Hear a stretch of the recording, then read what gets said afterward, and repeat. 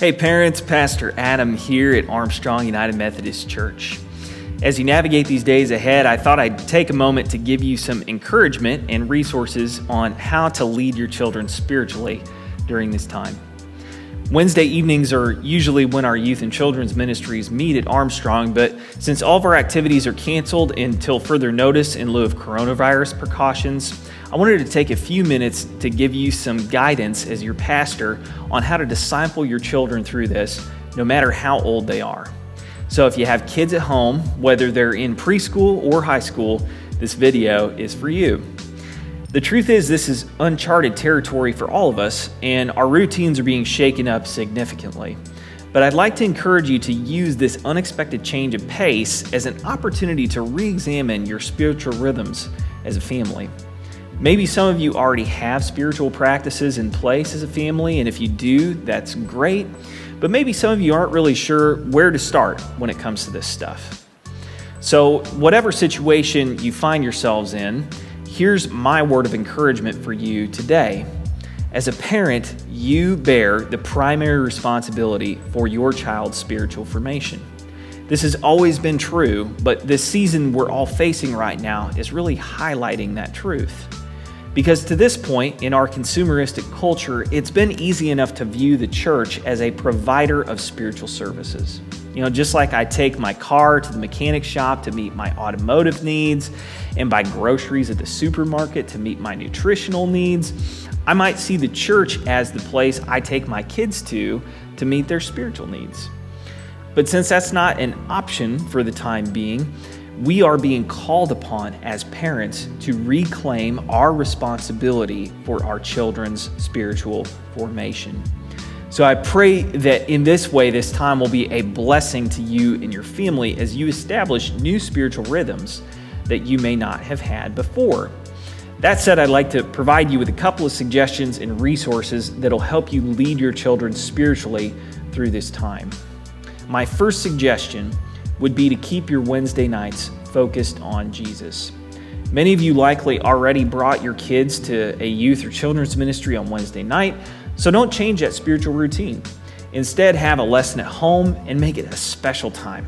Here's a resource to help you do that from Life Church, which is a multi-site church based in Edmond, Oklahoma, and they have a bunch of free resources on their website. I've also posted this link in the video description, but if you go to life.church/kids/media, you'll find educational resources for early childhood through 6th grade. I'll get to 6th through 12th grade in a minute, but let me just take you through what they have available for younger kids first. The first resource at that link I just mentioned is the Bible app for kids. Now, this is meant to be for birth through 4 years, but it can be fun for slightly older kids too. Jessica and I use this with our kids, and it is a fantastic app, especially since your kids will likely be having extra screen time in the days ahead. This is a great way to use it. So on the app, you're going to find videos, games, and activities, and then there's even a companion resource for parents. I've also posted that link in the description as well, where you can find videos, coloring sheets, and parent guides. So back to the first page I mentioned, below the Bible app for kids, you'll find Crosstown for 5-year-olds through kindergarten, Connect for 1st through 3rd grade, and Loop for 4th through 6th grade. And each of these contain videos that serve as great conversation starters for you and your kids. And when you utilize these sources, don't just hand your kid the video and walk away. Sit down and watch it with them and then talk about it. It can be a really great springboard for sacred conversations with your kids. Now, if you have an older child in junior high or high school, I'd like to recommend another resource from Life Church that we're currently using with our confirmation class at Armstrong. It's a daily youth devotional written by Josh McDowell that can be found on the YouVersion Bible app by Life Church. Now, a lot of you probably already have this app on your phones, but if you don't, you can find the link directly to the devotional in the video description. Now, the great part about this devotional is that you can set daily notifications on your phone that remind you it's time to read, and then the readings only take 5 minutes. So if you have an older child, consider taking 5 to 10 minutes each day, maybe later in the evening, to sit down, read together, and then talk about it. And you'll be amazed at the effect this has on both your relationship with your child and your family's spiritual life. Then my second recommendation to you would be to stay connected in worship on Sunday mornings. We just had our first ever online worship experience this past Sunday at 8:30 a.m.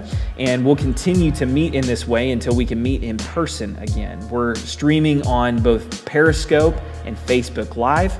And pro tip, if you feel like sleeping in a little on Sunday morning, you can access the video later on our Facebook page or our website. Now, to join us for the stream, simply head over to our Facebook page or go to our website at armstrongchurch.org. So even though these days have been difficult and will likely have more difficult days ahead of us, our relationships with God and one another are what will get us through this time. I pray that by following these simple suggestions, this can be a time of spiritual renewal as you and your family seek to follow Jesus together. If you have a question, comment, or even a creative idea on how to lead your children spiritually during this time, don't hesitate to comment below or send me a message. Peace.